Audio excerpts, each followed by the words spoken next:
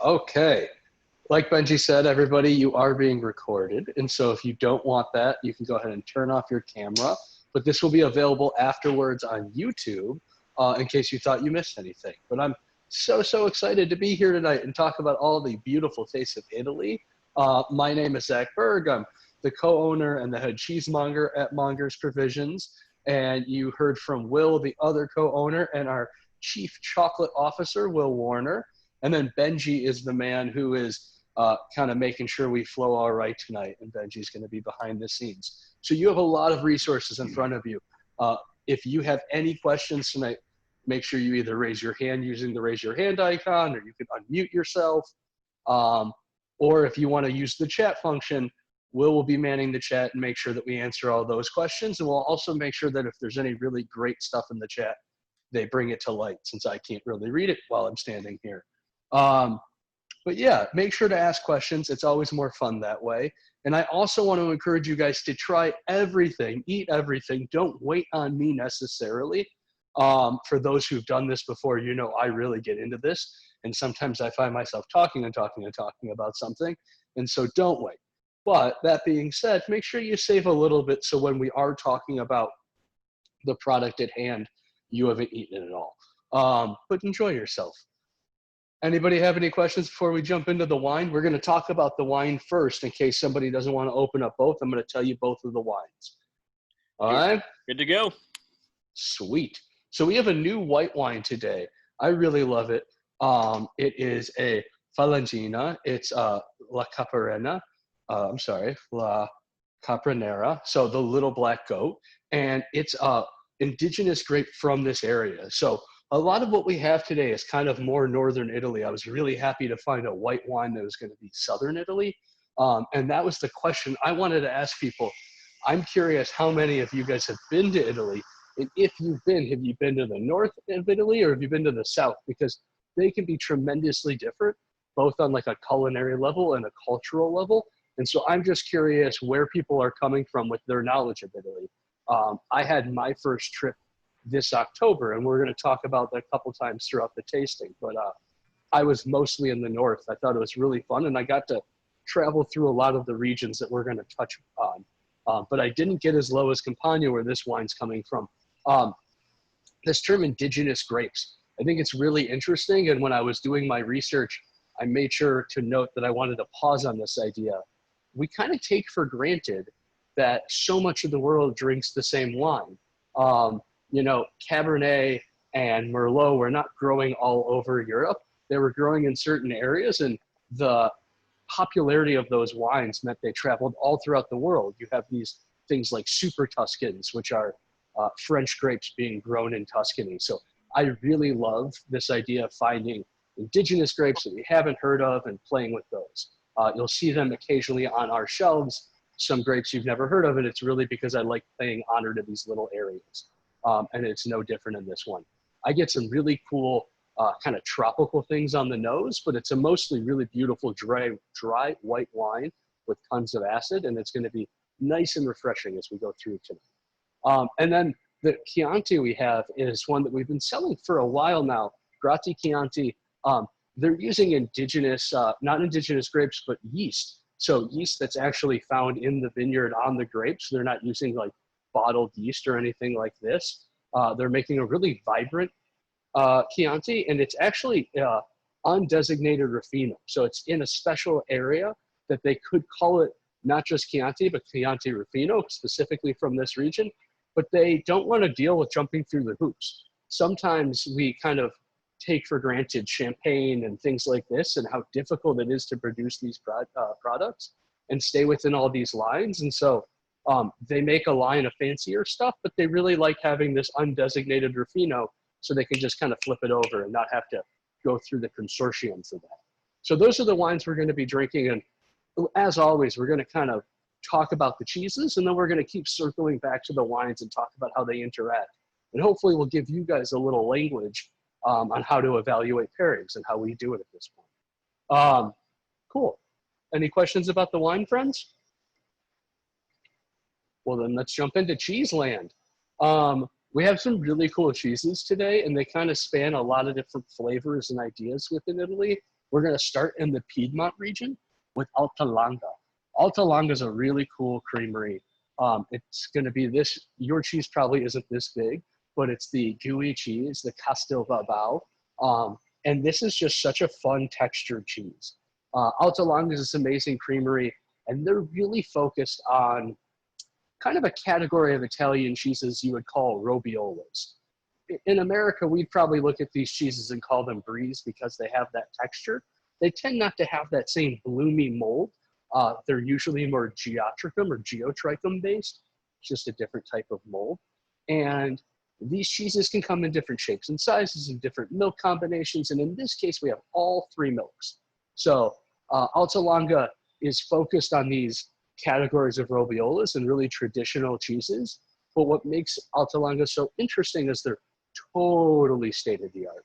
It's one of the fanciest cheese making facilities I've heard of. I haven't actually had the pleasure of going to this location, but from my cheese buyer friends have told me they have a real state-of-the-art facility. They have all the fanciest and newest gadgets, and so they're able to make a really consistent cheese. It's a company that you've probably tried other cheeses of theirs before. That's how kind of ubiquitous they are. If anybody knows cheeses like La Tour, that's the same company. So I mentioned all three milks, and you can see I keep playing with my piece because I find the texture to be so fun. It's this like marshmallowy cheese. It has a little bit more pushback than just being pudgy. And the smell is going to be really, mild and yogurty, but I think it almost has some of these kind of, last night we did this tasting with the kids and somebody said their cheese tasted or smelled like bread. And I think this has that like beer or bread or Brettanomyces, these kind of yeasty smells in a really pleasant way. Yeah. What do you all think of this cheese? Does anybody feel like they can taste the distinct different animals? I'm always fascinated by this idea of mixing milks. It really comes as a, product of utilitarianism. It's a need. You don't have a big enough herd of any single animal to make your cheese, so you mix it. It's something you see small farmers do in countries like this. I can definitely taste the goat a little bit. Like it doesn't taste like a cow cheese. I get the goat, but I don't think I know enough about what sheep cheese tastes like to be like, oh yes, and the sheep comes through. But I definitely get a little goat. And that's really fair. And I think that when we get to the Pecorino, maybe that will inform that. But I would almost say that in this cheese and in a lot of milk cheeses, the sheep almost is the texture because sheep's milk is a really high fat content and goat is definitely the strongest flavor. And so sometimes I feel like the texture, the fattiness is the sheep's milk, and then that flavor that you mentioned is the goatiness. And I think it also tends to like round out any edges. So people who don't like goat cheese, I find not to be turned off by this cheese. Anybody on the call anti-goat cheese? We live in a pretty bovine-centric country. I'd be curious, anybody doesn't like goat cheese and found this to be more pleasing. You like it?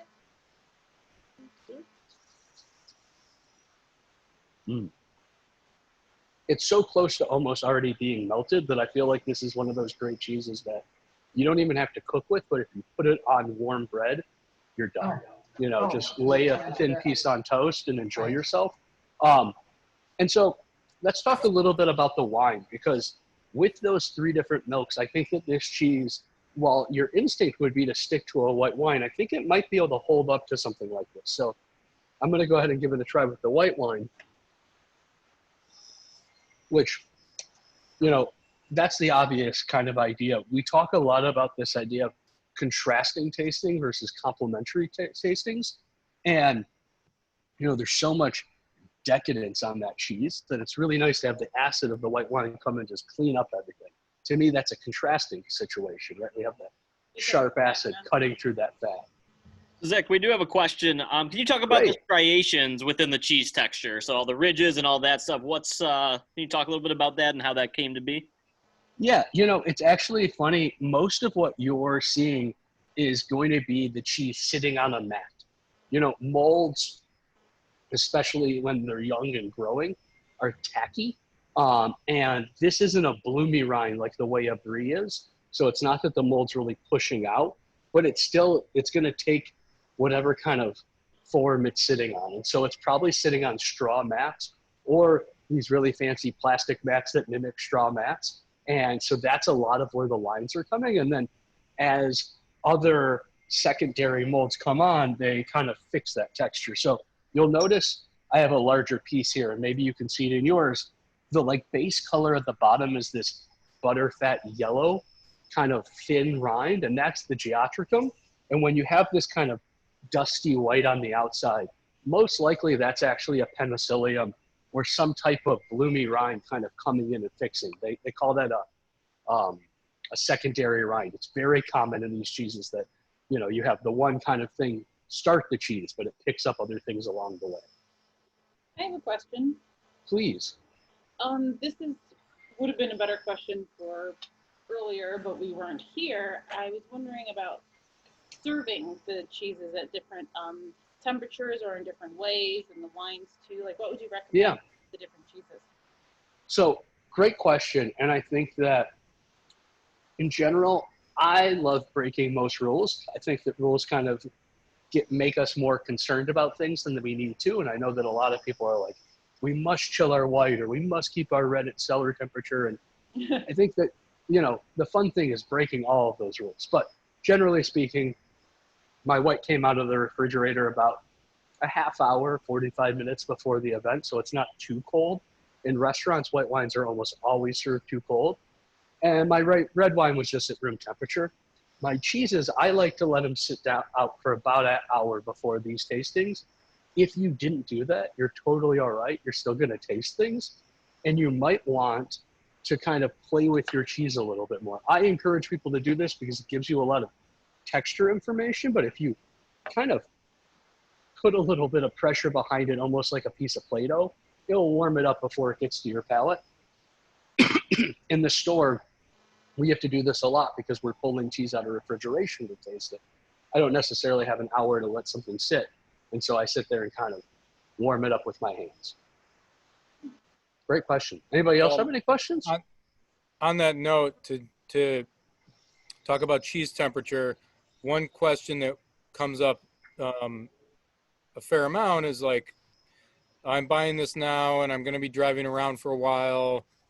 You know, will it be okay if this cheese sits in my car for a little bit? And obviously, like, we don't want the cheese to sit in the car if you're parked in the sun and the interior of the car is 125 degrees.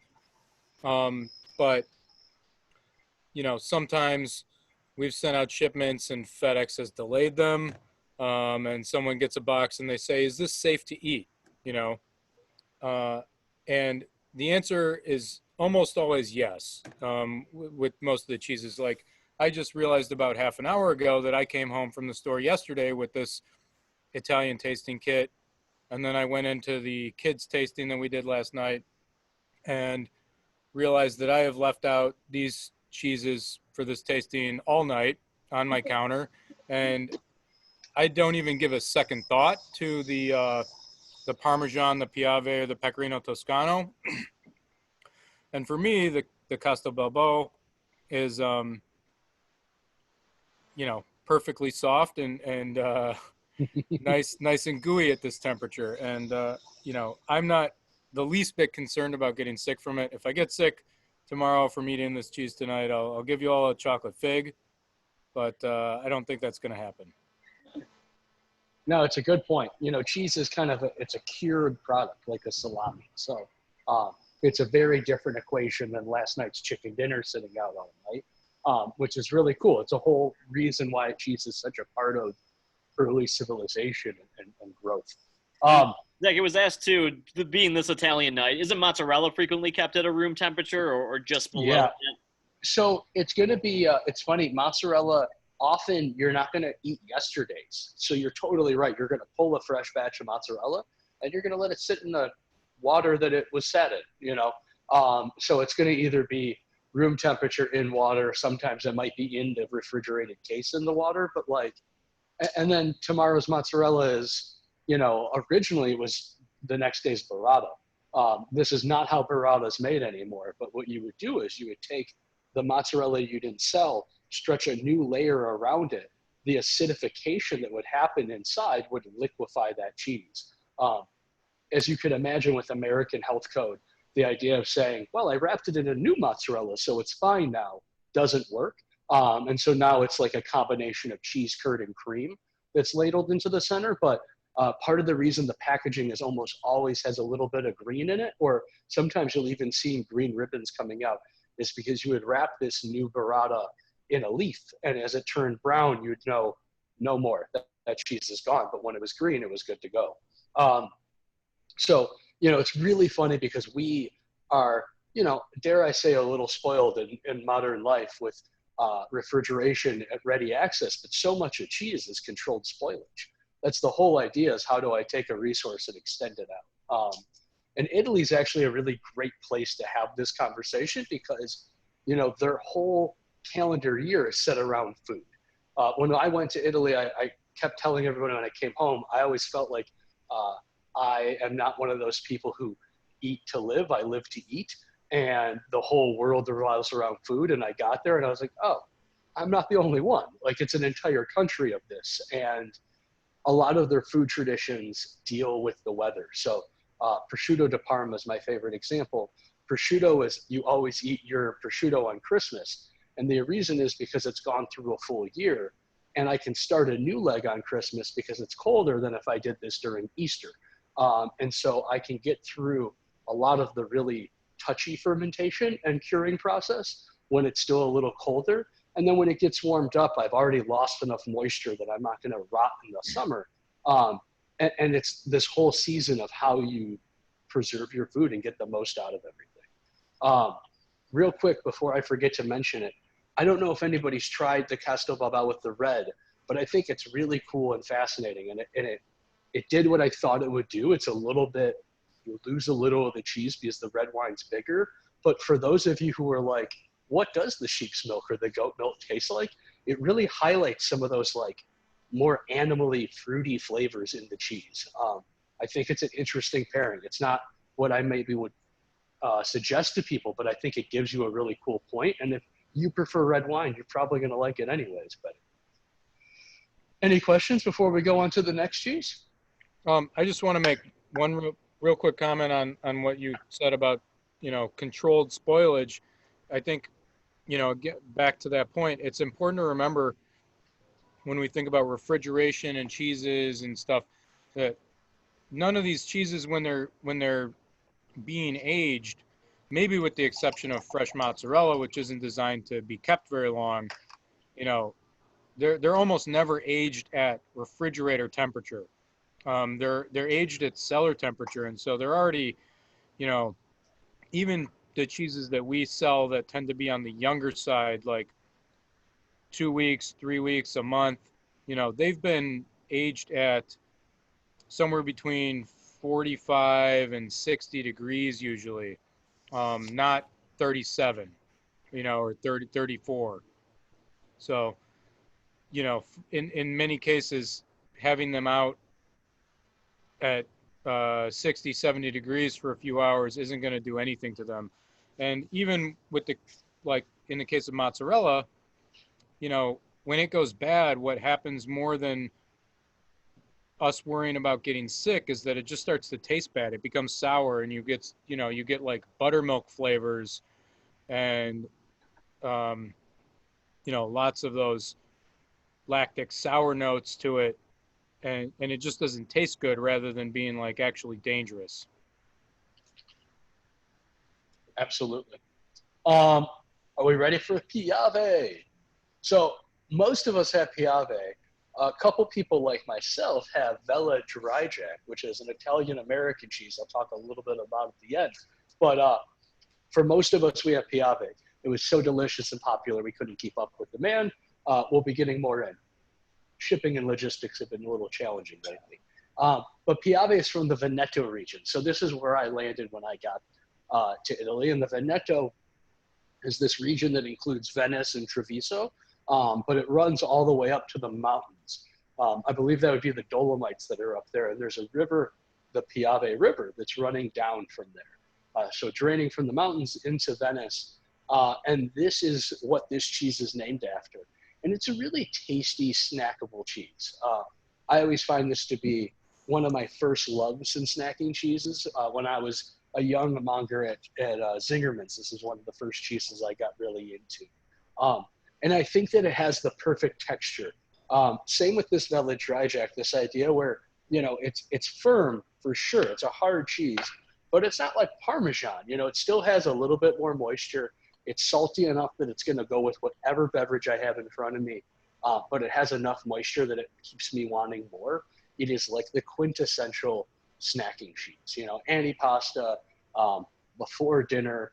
I always thought it was funny when we were traveling that before dinner, we'd always stop to somewhere, eat a plate of cheese and charcuterie. And I'd be like, aren't we on the way to dinner? And they said we were stretching our stomach to get ready for dinner, which I thought that was brilliant. I didn't know I'd been doing that my whole life, but I apparently eat like an Italian.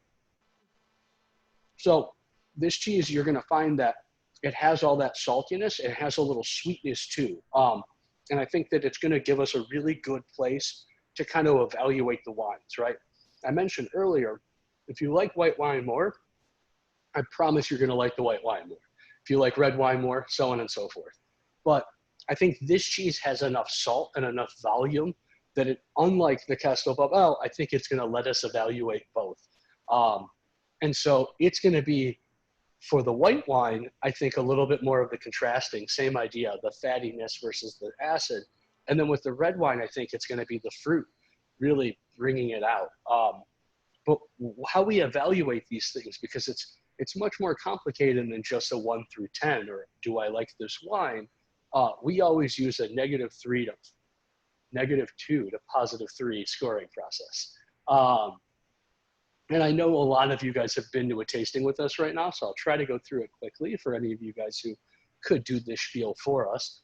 But a -2 is brushing your teeth, going downstairs and having a glass of orange juice, right? Everything conflicts. You don't have any tropical sweetness. There's no minty fresh.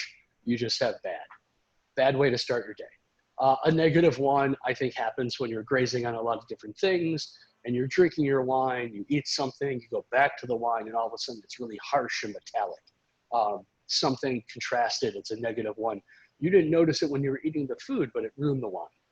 A 0, I think, is what most things end up being. We're sitting, we're eating, we're not paying attention to this, or quite frankly, not all food interacts in some romantical way that allows you to really talk about it. So a lot of things are 0s.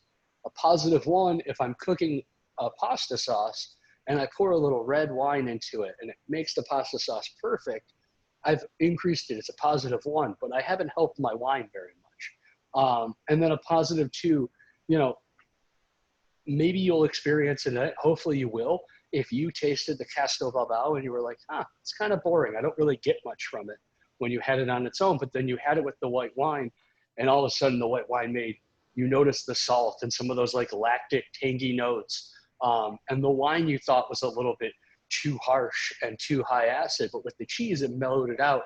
And you notice some of those tropical notes of like the papaya and mango notes. Well, that's a +2. Everything's kind of rounded itself out. And a +3, these are pretty rare. It's the peanut butter and jelly effect. So a +3 is the sum are better than the parts. We have created a new flavor combination, and that's how it always should be eaten. If you guys find a +3 tonight, make sure you get our attention. Zach, real quick, Dave asks, should we eat the cheese, then taste the wine, vice versa? What's the best way to approach a tasting? Great question. Very, very good. So I think the first and most important thing is you learn each product on its own. So, first thing to do, eat the Piave. Then what I tend to do is I'll take my next bite of Piave. While I still have a little cheese in my mouth, I take a sip of wine and I make a little slurry, right? Back to this idea that so much food ends up being 0s. I really need to mash them up together to make sure it's a proper pairing. You don't always have to eat this way, but when you're trying to give people an idea of what to pair, you really need to kind of road test it. What other questions? I do. I noticed like a tiny little bite on my tongue when I taste the Piave. Yeah, kind of like a prickliness on your tongue. Yeah, what is that? It is similar Yeah, to about the burning on the mouth, so that all fits together. So I'm not Yeah, having an totally. allergic reaction. It's a positive experience. So, yes, you're fine. You are healthy and safe, and I am by no means a doctor, but it has something to do with histamine. So it is playing off a similar reaction, and it's a matter of the acidification of the milk, and it's something that you find in all cheeses around the world. But Italians like it. Spanish do too. Americans, we think of it as a flaw, and so like we sometimes get one of our most beloved cheddars, and it'll be a little bit more burny, and we kind of have to take a break from it, and it's that they're over pressing the cheese and trapping too much whey, and it's overly acidifying the cheese. But Italians do this on purpose. So think about provolone. It's super mild, but if you ever have a provolone picante or an extra aged provolone, it's mild with all this tingliness. They do it on purpose in Italian cheese. It's part of the experience of these cheeses is to have a little bit of tingle on a lot of them, especially your more aged cheeses. You wouldn't find a Robiola that has that effect, but it comes with this salt and age and acid coming together and does something to your tongue. Yeah. No, it's fun. I like it. Yeah. And I think that it makes you want to quench your thirst, or, it's one of those things that like serving olives at a bar or salty things at a bar. It's like, it kind of gets the cheese drinking and thing going back and forth very easily. Marielle Yes, said the red wine tasted much sweeter with the Castelbelbo than with the Piave, and then the red wine takes the Piave really well together too. So, Oh, that's super interesting. Yeah, I mean, I think that's the beauty of pairings is like what I've eaten before or after or with changes the product. I find this to be incredibly true of chocolate. I've been working with cheese for so long that I can kind of give you bullet points on flavors of all of our cheeses without really thinking too much. With the chocolate, I find they taste different when I come back to them, and I'm convinced that it's what did I eat before I tried that chocolate. And so to remember the flavor notes, I find much more difficult, and I think it's because of these pairings and the way that all these flavors interact on our palate. I haven't done it in enough controlled experiences. Quick question. How should the fig spread be used with this tasting? Is it, Oh, great question. You know, I always forget because if I ate fig spread at every tasting, I'd have too many jars. I love our fig spread, and I'm so happy you guys have it. And thank you for asking, whoever did. So you should have some crackers, fig spread, and you should try everything with those things. And kind of similar to, I believe, David, who asked, what's the order? Try things on its own, right? For like the tasting purposes, get to know each cheese in isolation, and then try it with the fig and try it on a little sandwich, and then try it with the wine and see how the wine handles it. I think you'll find that there's so much sweetness in the fig that it's going to really do different things to the wine. But that fig jam also has this really deep, like almost licoricey note that I just can't get enough of. And so it might bring out some really beautiful things in the Chianti. Thank you for asking. I always forget about that. Eat the fig jam. It's delicious. I was curious. So I know we had one comment about the Castelbelbo versus the Piave and how it played with the red wine. What are people tasting in the red wine? Are you guys getting anything that you find surprising in this red wine? It drinks like a slightly unique Chianti. So I'm just curious if anybody is surprised by it. After the Piave, I tasted more fruit, like Marielle said, I think, like more berry. Totally. Yeah, I always think that's exactly what I think this is like a bright Chianti. Chianti and a lot of Italian reds, often you'll hear things like violets or rose and tobacco, these kind of deeper, darker notes. And this is really bright fruit, bright berries. It's very vibrant. I enjoyed it. Drinks very youthful, it's appropriate for this time of year. It's nicer for a patio wine than I think some of the bolder, more stately like summer Chiantis. red. Yeah, summer red. Perfect. Are we ready for Pecorino, my friends? yeah, it looked like people were saying that was an easy drinking red wine. A lot of strawberry in there. So I think you're ready to shift to the next one.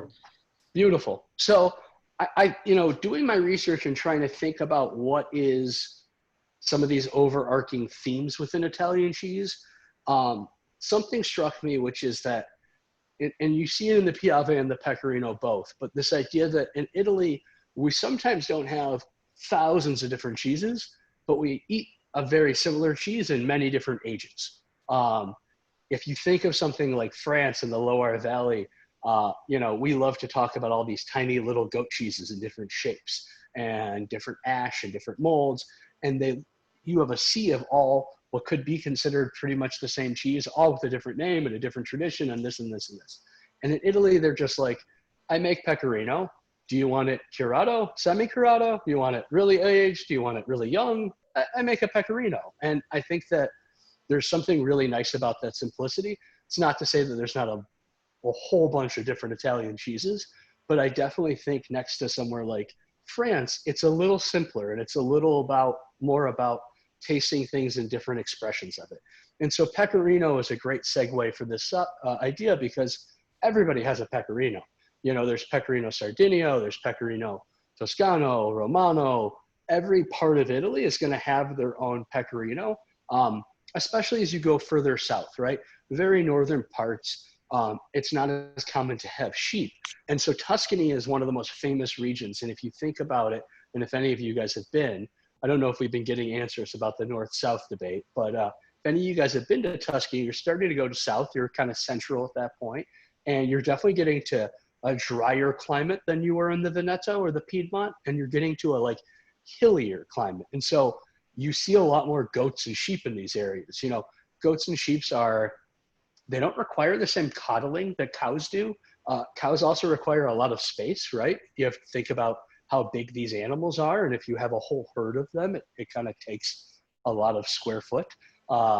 And the sheep and goat can kind of be a little bit more adaptable. And so you see them in these more rugged terrains throughout the world. The different Pecorinos, while I mentioned they'll be eaten in different ages, they still have some trends. So Romano is the salty Pecorino. Their food and the recipes of Rome are often not salted as much as other places because the cheese is so salty, it's going to do it for you. While in Tuscany, you have something that's much milder. This is a semi-curato. It's a slightly aged Pecorino Toscano. So I believe it's over 6 months, probably in that 6 to 8 month range. And I like it because it's still soft and mild enough that it's totally a table cheese.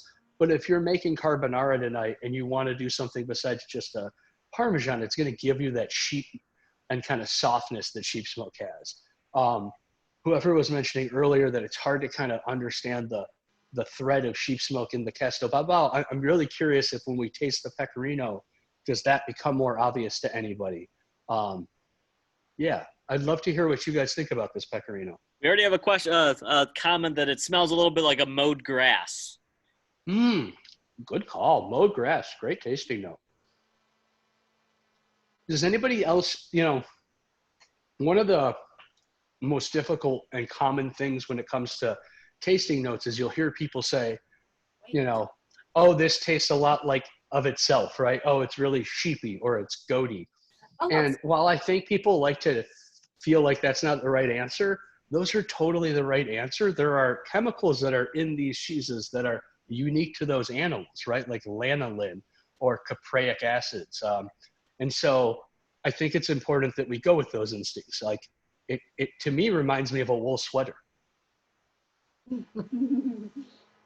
Zach, what are some good, so you mentioned Pecorino from a, kind of recipe standpoint. It's very popular in a lot of dishes out there. What are some good Pecorino recipes comparative to a Parm that you would normally see? Yeah, carbonara is going to be using a Pecorino. Will, who's on this, I feel like is, sometimes better with remembering these things, but Amatriciano, Will, is that going to be Pecorino Romano, right? Amatriciana is most frequently done without much cheese. Okay. But, you can grate a little bit over the top and, it can be whatever, but carbonara, would be oftentimes Pecorino Romano, or, we don't carry Romano much, so we'll use Pecorino Toscano, or I've used Piave before. and then Bianco Sardo. Any of the more aged sheep's milk cheeses work very well for it. And then, you know, on the Italian aging, the grades are kind of like Fresco, which is young, under 3 months, and then Stagionato, which would be kind of in that 3 to 6 month range, which is usually what the Pecorino Toscano is. So it's that younger age. And then Vecchio, which would be aged, like more fully aged, 6 to 12 months, let's say. And then Stravecchio, which is, they use kind of, Stravecchio's used with different aging profiles depending on the cheese. So like a cheese that's, you know, a Vecchio might be 6 to 12 months. Parmesan, for example, is always a minimum of 12 months. So there, you know, Stravecchio Parmesan is almost always over 3 years. Whereas Stravecchio Piave, for example, might be 18 months. Thank you very much, Will. I was using the Spanish terms for what you would do with Manchego, another sheep's milk cheese. So thank you for clarifying the So Italian. Cacio e pepe thrown out there as well, as and is on top of salads too. People threw out in the chat. Yeah, and a lot of Italian dishes will use both of those things because, you know, when we taste the Parmesan, you'll see it has different flavors that the Pecorinos don't kind of hit. And so you'll often see both things going into something, right? You'll see you want that deep note, that kind of, you know, those softer notes that come with the Pecorino, some of those more animal notes. And then you want the higher tropical notes and salty notes that come with some Parmesan. And so you'll see them mixed often too. All great questions. We have a Big Jam +1 for every cheese so far from Dale and Natalie, especially super tasty with this Pecorino, especially. Yeah, that Fig Jam I jokingly call the great equalizer of any cheese tray because it just always works. It's a great kind of secret weapon to have in your fridge. Has anybody tried the different wines with the Pecorino and seen that they like one or the other? Oh, yeah. Oh, yeah? Yeah, I love the red with the Pecorino, especially with the rind. It's got a really strong flavor that I didn't know what it was until Eric said he didn't even taste the rind. He tasted it in the cheese that was kind of like an ash flavor. Great note. And you brought up a really good point about rinds, right? So if you look at something like the Piave where you can kind of see that there's a paraffin paint, you kind of know it's a little waxy, but for those of us who have the Bella Dry Jack and the Pecorino Toscano, these all have really fairly clean but kind of hard rinds. And so soft cheeses, you kind of always know to eat the rind. And on these cheeses, as long as you know it's not plastic, I encourage you to try the rind. And what I always say is, you know, if you have a piece of cheese, this has a little rind on the outside, I'm going to eat it towards the rind. And if I like the bite right before the rind, I'm going to then try the rind. It's going to give you really bold flavors. And so it's important that you liked everything leading up to it. And some people don't like the texture. Some people do. I sometimes find them to be a little too gritty, but I haven't tried this one in a while, so I'm kind of excited to. We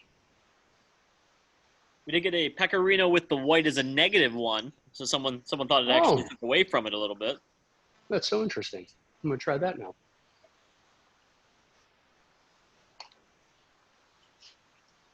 I can see that. Yeah, it's interesting. Apparently the black goat and the actual sheep don't get along very well.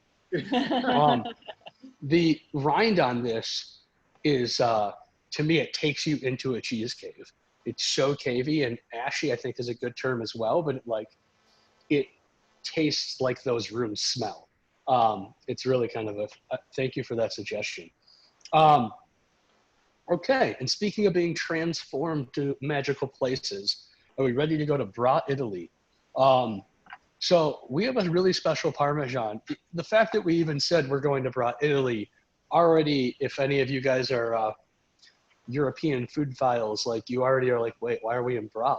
You know, Reggio Emilia is where you're making Parmesan, and this family that we get our Parmesan from, they've been aging the cheese for generations. Before these rules existed, they were in this game. And so the Crevero family is in Bra.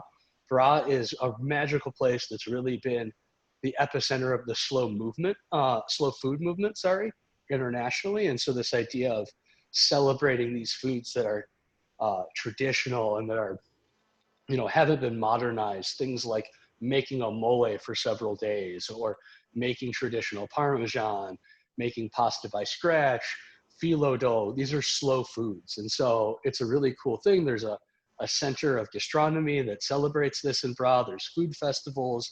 And this family's been part of that scene since the beginning.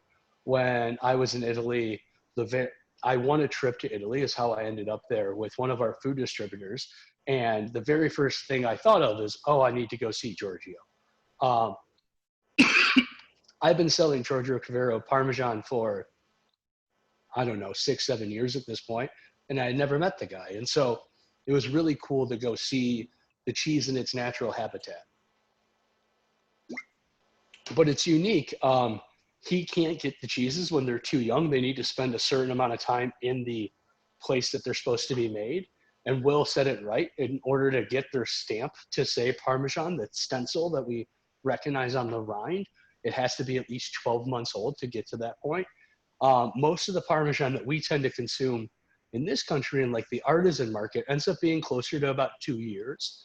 And our Parmesan that we get is often that 2.5 mark, I think, is most often what we end up getting here at the store. We also get really large wheels. Giorgio was kind of teasing when I was in Italy that he likes to give us Americans the big wheels because we're big Americans. And when he saw me, you knew it really verified his findings or assumptions. And so we always get these like 100-pound wheels. And I can tell you that before working with Giorgio, it was like 80, 82. Like that's the size you usually see. But what Giorgio is selling to us, he's getting from a gentleman named Massimo.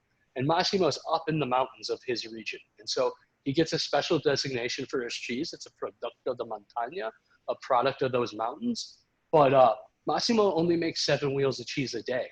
And so I kind of just assume that you're not going to make little bitty Parmesans. You can't. And so you just kind of make fatter ones with the extra milk. And so that's why we end up with these kind of irregular 100-pounders. But it means that they age really beautifully. They have a real subtle nature to them. And I think that for something that's 2.5 years old, it's always amazing how much vibrance and life is left in it, how much moisture. It's not a brittle or dry cheese, and it's certainly not, it doesn't have those kind of weird aged flavors that sometimes can happen, those oxidized flavors. It's really still a beautiful grassy cheese. What do you all think about the Parmesan? Zach, question. What's the average wheel making per day? How many wheels does Crevero make on a daily basis? So Crevero's not making it. It's Massimo. Crevero's aging, but Massimo is making 7 wheels a day. Crevero buys from another person that's not in the mountains, like a more conventional producer, although if he's working with Giorgio, conventional is not the right word probably. And I don't have a real number. Anything I'd be saying is a guess, but some of these Parmesan producers that are like real big are making hundreds of wheels a day. Parmesan's a really big business, especially in that region. Will had a great statistic. I wonder if he's going to remember it or bring it up about how much of the milk.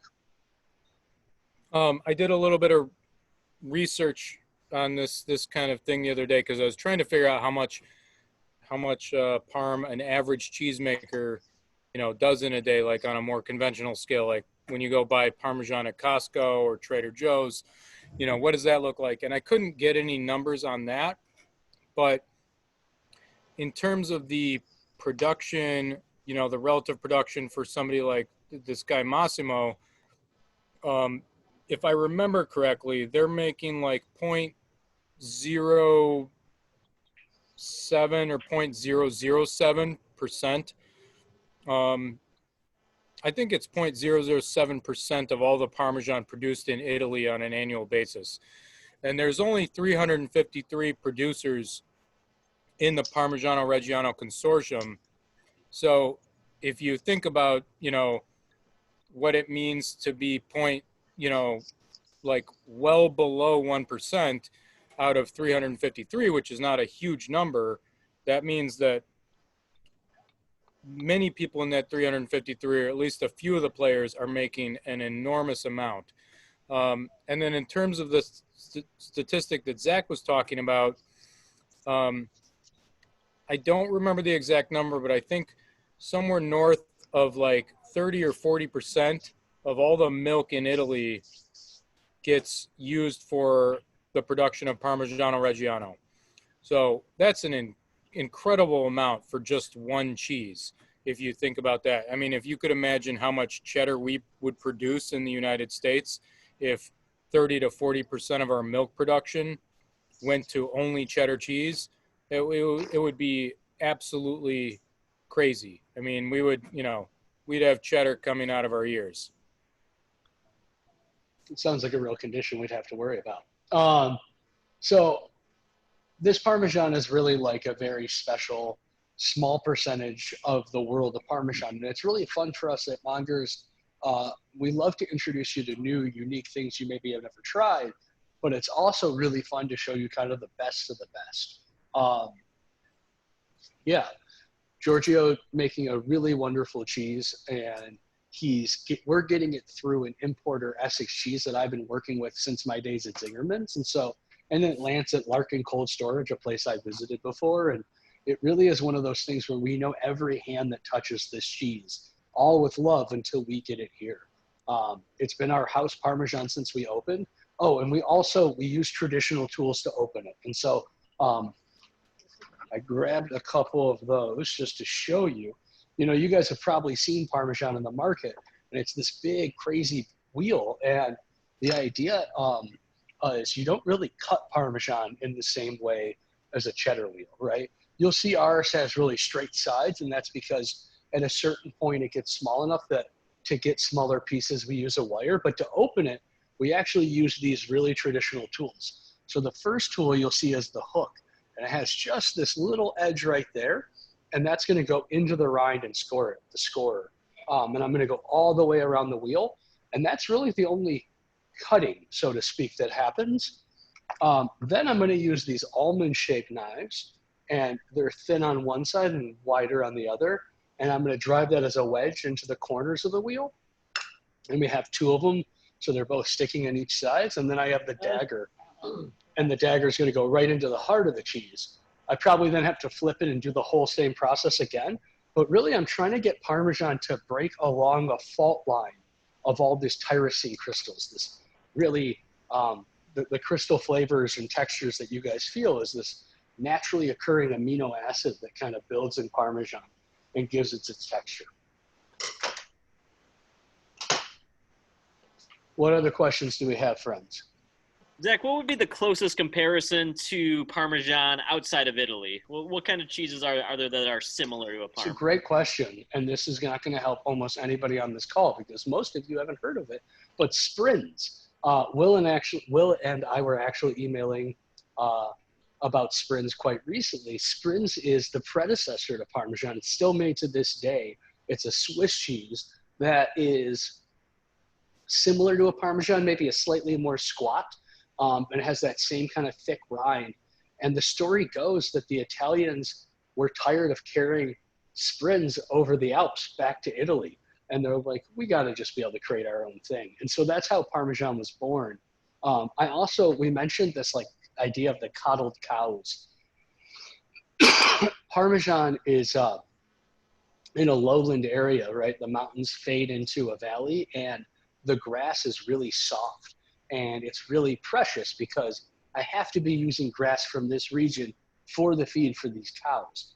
And so there's over the last probably as long as a century, there's been this moving of the cows into barns and you bring them the feed. Because if you put all the cows on the grass, they'll ruin the grass for the next year and they might trample things. And so for a while now, most of the Parmesan cows are really living like the best cow life ever, hanging out in a barn and having food brought to them. And it's not like a confinement lot in the United States, right? When you hear like hanging out in a barn, you're like, wait, what about their freedom? These cows are top prized animals and they're really being waited on in a serious way. They probably have some pasture access, but they're not walking around and rooting the ground. They really want to keep the land to continue to grow the feed so it continues to be Parmesan. This is an example of a very strict set of rules that dictate Parmesan, right? Parmigiano in Wisconsin is a different thing. The green can is a different thing. And so with these cheeses, they really draw very specific rules, everything from the vats and the cheese vats have to be copper lined to what breeds of cows to where the feed is coming from. One person does mention, Marielle says that she doesn't care necessarily for the Parmesan with either wine, but Parm, fig, cracker, and red wine all brings it all together. So. Yeah, that's very interesting. And I like that you figured out how to get it to work. The fig jam is that bridge into it. And for me, when I tried them both, I thought it brought out very different elements of the cheese.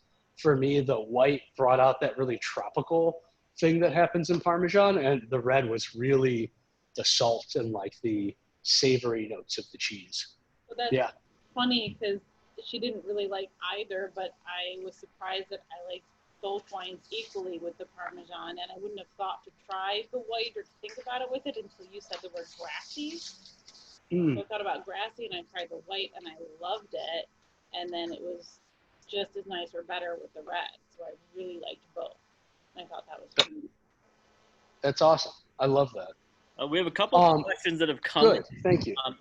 So one, are the cows treated like Kobe cows? Like, what's the treatment that these cows get? Yeah, I don't think no one's massaging them and they're not being fed beer. So I think it's different. I think that in Italy, certainly food is like built up to a pedestal, but I think that there's a tendency to not fetishize it the same way that I think sometimes you find in Japanese culture and certainly in American culture, right? I like to always joke that no matter how fancy it is, at some point it was peasants' food. There's very few things that have that exception. Most of this is like just an agrarian product.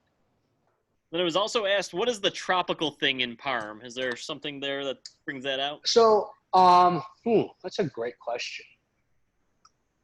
I don't know exactly. I mean, yes and no. There's a really great book called Molecules and Taste Buds, if anybody is really interested in the like chemical realities of tasting.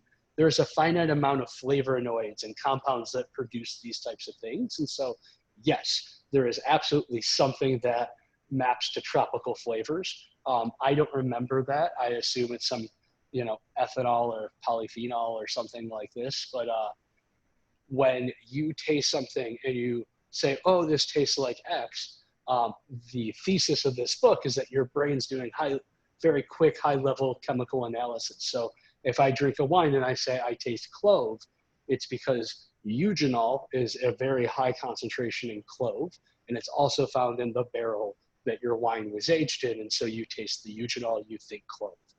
And so there's something in here that maps to me to pineapple. Parmesan to me always has this pineapple kind of burst of flavor. What it is specifically, I can't speak to. It's certainly not pineapple juice. And it's part of the terroir, right? And that's that beautiful word and that beautiful idea of you can't just pick up the recipe and move it to, another part of Italy and try to make this cheese. It just wouldn't work. It's in the grass, it's in the air, it's in the breeds, and that's how you make this cheese. And so I think that's the beauty of it all, is that it's such a unique kind of process. Can you repeat the name of the book, someone asked? Yeah, it's Molecules and Taste Buds, and it's from a lab out of Quebec. Really interesting, and it does a lot of like mapping work where it essentially does that analysis, and it has a whole key at the end where it's like, we're going to look at this wine, Pinot Gris. Pinot Gris has these chemicals. These foods have those same chemicals. Most likely, they'll go with these things. And so some of people might find that it takes the romance and the skill out of it.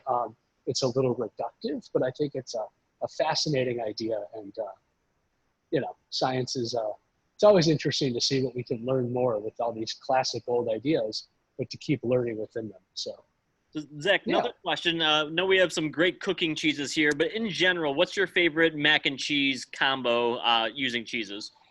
So I mentioned earlier this idea of blending cheeses, and to me, mac and cheese can never be one cheese. It really needs multiple cheeses because it has to hit all these different notes of just like love and nostalgia that mac and cheese is. And so 80% of the time or higher, I make what I call Mongers mac, which is all the ends of whatever I did the last tastings of. But if I'm doing it with intention, it's about taking my first ingredient and fixing textures. And so I want that smooth, creamy cheese, right? To bring up like a blasphemy cheese, I want that like Velveeta texture. And so what am I gonna do to get that texture? I'm gonna use something like a Fontina or a Gruyere or a Monterey Jack or something like this that's gonna be smooth and melted, a Swiss. And then the next step is gonna be flavoring it, right? And so I want to add my really sharp cheddar or my Parmesan or my pepper jack or something that's going to give me some oomph. And that's kind of how I think of it. It's like 2 parts texture, 1 part flavor, and is how I approach it. And I really like, as I mentioned, throwing odds and ends. So I really like creamy goat cheese. If you have a little left in the container, throw it into the big thing. And it will give you this like little tang that goes throughout the whole batch. It's really very interesting. We have a non-Italian cheese question. Is Manchego traditionally a sheep's milk cheese? Not even traditionally. It's by law sheep's milk cheese. Always has to be a sheep's milk cheese. For a long time, it was being brought in as a counterfeit cheese. Campo de Montalban is now what used to be bootleg Manchego. And that was usually blending the other milks into it, but putting it in the same form. So yeah, it has to be sheep cheese, and it has to be sheep from a specific breed. I believe the Manchego sheep. What other questions do we have? These are great questions, Greg. On the fruity flavor, if you want to get a little nerdy, it's usually esters that are driving the fruity flavor. So in the case of pineapple, I looked it up. It's like methyl butyrate is one of the primary esters that is what we're tasting in pineapple. And so it's very likely that same compound is found in these cheeses that have pineapple notes. And pineapple is a flavor that we often find in some of these aged cheeses, whether it's Parmesan or Pleasant Ridge Reserve, or sometimes some of the cheddars we get. So it's not necessarily specific to one, region or type of cheese, but in the process of the aging and from the milk, you can kind of develop those flavors over time. We don't usually taste pineapple in a very young cheese, so it definitely seems to be that ester that's driving that flavor, those combination of esters, is developed through aging. One more time, can you give us the proper name of that ester? I think it's methyl butyrate. I don't know. I'm not a chemist. That's why when I was a geologist, we had chemists to do that work. We just went to them and said, what's the problem here with these chemicals? I feel like for those of you who've interacted with me before and know that I have a dorky side, this is like a way to take it to the next level, is I'm going to be tasting and be like, do you get a little methyl butyrate on that? I definitely taste that. It's coming soon to a tasting near you. Yeah, any other question? Molly mentioned another one, ethyl butanoate, and that's another, like when you eat a peach or you eat a pineapple and you're tasting this explosion of flavors, it's not just one of these compounds that's driving that. It's often a whole, cocktail of them. So if you look up, what VOCs, which are it's volatile organic compounds or volatile organic chemicals, are present in pineapple flavor, you're going to see a list of like 15 different compounds, and probably 3 of them are the most important that you're going to taste. But it's really about essentially pairings of those different chemicals. Very cool. One Are more we ready question. to go? One more question came in, and then I think we can move on to the chocolate. with all these Italian cheeses, is there any particular fruits or pickles, olives that you'd recommend putting these on a board with? Yeah, I think this is a great example of if it grows together, it goes together. I would really, with a little bit of research or thought, think about things that are Italian, right? What's going to be growing in Italy? And you're going to find a lot of stone fruit, a lot of our common orchard fruits, apples and pears. I would stay away from, exotic tropical fruits that you're not necessarily going to find. So while we keep talking about pineapple, I might not serve a pineapple with these cheeses. I'd be much more common to put it next to some apricots or some plums or, pears, apples, and things like this. I definitely think classic antipasta, a lot of pickled vegetables and bright acid, kind of the same idea as the white wine, right? Pickles with all that vinegar and acid cut through all the heavy cheese. And so if I'm eating a whole plate of prosciutto di Tuscany, I'm going to want at a certain point to wash my Pecorino Toscano down, and I'm gonna need some pickles. I'm gonna need something that's going to be bright. And so I really like pickled peppers and grilled artichokes or pickled artichokes, those type of things for Italian taste. Yeah, great question. Are we ready for chocolate? Good to go. Awesome. So we have a really great chocolate bar. I've been eating this company since I worked at Zingerman's. They make one of my favorite white chocolates in the game. They're out of Tuscany, and Cecilia Tesseri began this company. It's in Pontedera, Tuscany, and they have an incredible amount of awards that they've won. They're up to, 83 various awards between Italian awards or international chocolate awards. And so this is a pretty big company in the craft chocolate game. At Mongers, we really focus on bean to bar producers. So while this is made in Tuscany, they're growing it in, various regions in this kind of belt around the equator. So chocolate grows between 20 degrees north or south of the equator. And why we love craft chocolate and why we focus on it at Mongers is because it tells you the whole story. It's that terroir discussion again, right? What's the difference between growing chocolate in southern Vietnam versus Madagascar versus, Ecuador? And I think there's a lot of difference in these different flavors, and it's fascinating to taste those things. It's also a matter of giving credit where credit's due. We all grew up loving Swiss chocolate or German chocolate or Belgian chocolate, and we're missing half of the equation of where was that chocolate from? We know who manufactured the chocolate, but we really like to celebrate the growers. Just like in the cheese, these people work really hard, and it's important that we make sure that they have their spotlight. And so we've been really loving talking about chocolate and farmers in this perspective. This company is sourcing chocolate, and they're treating it in a way, they're doing a 72-hour conching. So you'll notice, similar to some of those other European chocolates, even though it's a simpler bar, there's less additives and things that might make it smooth.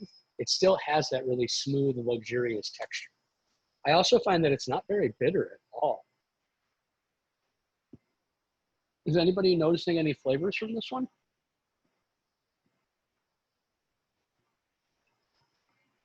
Will, our chocolate expert, do you have any flavor notes that you like about this chocolate? I'm about to give it a go right now. Okay, sorry to put you on the I haven't spot. tasted it. I haven't tasted it in a while, so. Okay, We're still eating artichokes. fair enough. Artichokes? I don't know that that's a good pairing, by the way. Not with the chocolate. I find that a lot of the old school European countries that are making chocolate, they tend to, and to me this is no exception, I'm curious what Will comes up with, but they tend to roast things darker, to use kind of the language of third wave coffee. It's way more of that like dark French roast. Our French producer, Michel Cluzel or Francois Prelou, always had really dark stuff. And to me, while I don't taste any bitterness, I still think that you get so much of the roasty, toasty notes out of this chocolate. And then, Will, I was just curious if you knew the origin of this specific, where they're sourcing this. It's a blend. It's a blend. Okay. Yeah, it's a blend. I think of Criollo and Trinitario, which are two different varietals of beans. or pods. And, they do a bunch of single origin chocolate that's just one varietal of bean from one place. But in this case, they're looking to make a great bar that's got, more universal appeal and is an artisan interpretation of, traditional chocolate. So less likely to be too dominant in one flavor profile or another. And like Zach said, this is definitely a well roasted chocolate bar. I mean, it's not over roasted or doesn't have any burnt flavors by any means, but even these European producers that he's talking about, on the European end of the spectrum, they roast pretty light. Like Francois Prelou roasts much lighter than a traditional Swiss chocolate maker. Prelou is French, but then relative to many of the European chocolate makers, they're roasting lighter. Amade's roasting lighter, and yet this is still definitely a darker, more roasty flavor profile than you would find in an American craft chocolate right now, for the most part. I really like it with the Castile Babao. I keep eating it with the cheese. It gives you this really cool kind of milk chocolate thing that's going on. Yeah, dark chocolate and any like soft gooey cheese tends to be a winning combo. I just always keep trying to verify it to make sure. Can't be too careful. Thank you. So, like what Ronald Reagan said, trust but verify. Will is our chief chocolate officer, and he has built an incredible wall of chocolate that I'm staring at right now as I talk to you guys. And so we have the largest selection of bean to bar chocolate in Michigan. We think maybe in the Midwest. So if anybody's been to a place that has us rivaled, we'd love to hear about it so we can add a shelf to beat that person. But we have chocolate from, some over 20 different cacao growing regions. And when you look at certain places like Southern Vietnam, Nicaragua, Venezuela, Peru, you can really taste village by village and start having a conversation much more like you would traditionally have about wine. Of like, what's the difference between left bank Bordeaux, right bank Bordeaux? And now we're talking, what's the difference between this side of the Mekong Delta versus that side of the Mekong Delta?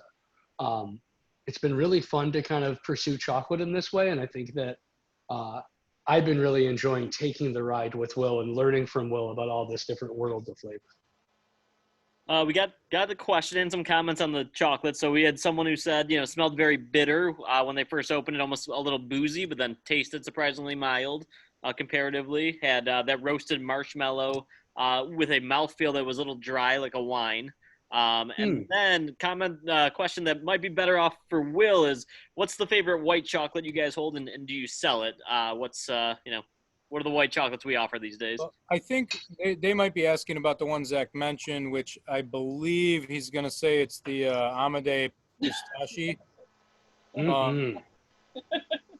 And that's it's a white chocolate with pistachios. And I don't love white chocolate, but as a chocolate buyer, we have to cover the bases. And so we really try to carry white chocolates that are unique and interesting and don't just taste like don't just taste like sugar. So if we carry a plain white chocolate, it's usually because it's got superb dairy flavor.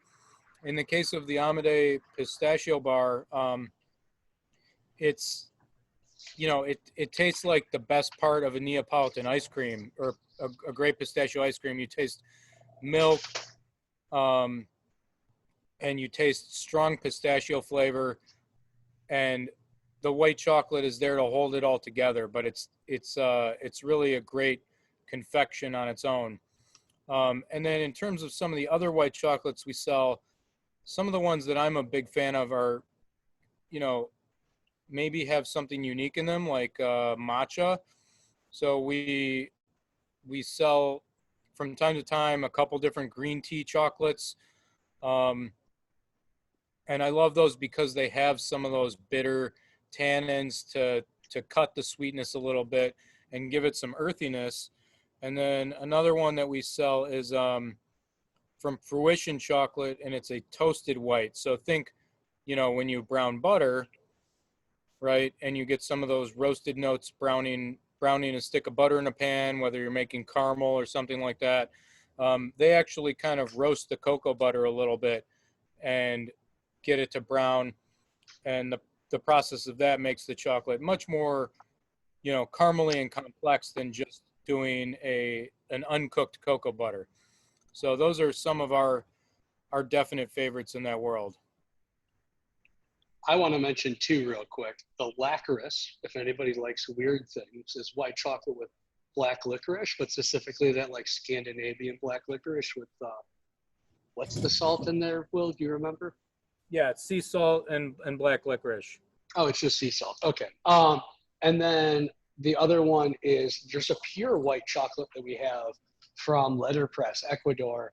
I believe it's 30-some%. And this idea of having a single origin, high percentage white chocolate is just, I think it's fascinating. So I really dig that one as well. But I think Will makes a really good point. As a chocolate buyer, there's this idea of what we have to have, quote unquote. And so I always think that we're really a fun place to go buy milk chocolates and white chocolates. And maybe I'm the only one who sees this because I've known Will like most of my life. He doesn't like those chocolates that much. And so he likes dark chocolate so much that if we have a white chocolate, it is an exceptional white chocolate. And same with the milk chocolate. I think we really have some very cool ones on the shelf because they have to please this dark chocolate lover. What other questions do we have? Chocolate or cheese or wine or conservas? One person asked a minute ago or commented that the chocolate's a little dry, almost like a wine, and that makes a lot of sense because one of the things that creates that flavor in chocolate is tannins. Like a lot of agricultural products, whether it's beans or grapes or whatever, you can get tannins during, just from the growth, but also during the fermentation process. And so when you're tasting that little bit of dryness, it is usually tannins that are driving that.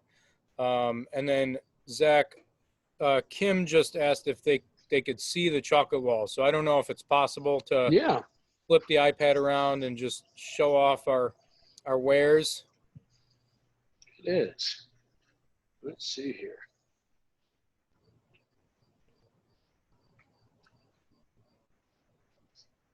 Let's back up a little bit. Oh, I don't even hear. I'm going to flip it. There you go. So let's unplug real quick. Sorry, guys. I'm terrible at this. That's why I set up a half hour earlier. There we go. So this is our chocolate wall. And you can also see some really special packaging. I want to show you a couple highlighted brands real quick. So these guys, Naive is in Lithuania, and he's actually a clothing designer when he's not making beautiful chocolates. And then I think Mirzam is some of the best packaging as well. These guys are in Dubai, and they're doing a really cool job of using inclusions in this way to tell you about their culture. Will and I were actually on a chocolate tasting ourselves this week, and there was this whole discussion about your inclusions being culturally informed. And I think that's so cool to use things like cardamom in coffee to make a Turkish coffee, or rose water or things like that, and not just using, fruits and nuts. A question about, not Italian related necessarily, but what do you think of orange wine? Ooh, I love orange wine. It is somewhat Italian in the sense that it comes from Puglia originally. We've been getting into them. And I think what I like about them is kind of in this balance between white and red, and that people often are like, oh, I can't drink this with this, or I can't drink this with this. Because oranges are such a different category, it inherently makes us throw out the rules. And I think that a lot of times where a white wine might not have the heft, but it be the right flavors, that's when an orange wine goes. So I'm thinking specifically of, fish coming off the grill, but with like heavy grill flavors, where a really light, beautiful wine, white wine, kind of gets pushed away too much. Orange wine is a really great idea. And to keep everybody up to speed of what an orange wine is, was that what you were going to say, Will? Yes. Good. An orange wine is a wine that's made using white grapes, but uses this concept of skin contact. So it's kind of hard to imagine, but all grape juice is clear, essentially, right? And so when I'm making a red wine, I press grapes and then I let them sit on the skins to pick up tannins, that word Will used earlier, flavor, and color. And so when I'm making an orange wine, I'm pressing those grapes and I'm letting them sit on those skins and pick up a little bit of oranginess. Another term you'll see is amber, amber wines. And while we're talking about esoteric wines, there is also yellow wine. And yellow wine has gone through a touch of oxidation and is really common in northern France. Vin Juan. What else? And we carry an orange wine, by the way, from Calcareous in Puglia. Any other questions? Doesn't look like there's any other questions, but I know Will at the beginning talked about the upcoming events. If you guys want to repeat that for those who weren't around to talk about it, the AGCs of tasting coming up. Yeah, so Will posted some new events. Pictures are coming soon, but there's a spot on the website if you guys go into that part of our website where it says tasting and classes, or if you just use the search.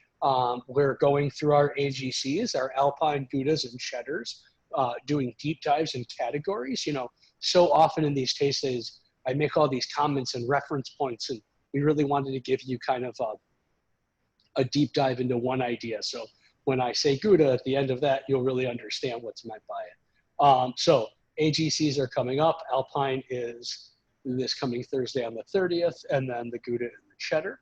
Will also has a conserva class that he's putting together where we're going to taste one class, all the little fish, anchovies, tunas, and salmons, and then another class where we'll taste all the shellfish and cephalopods and fun stuff.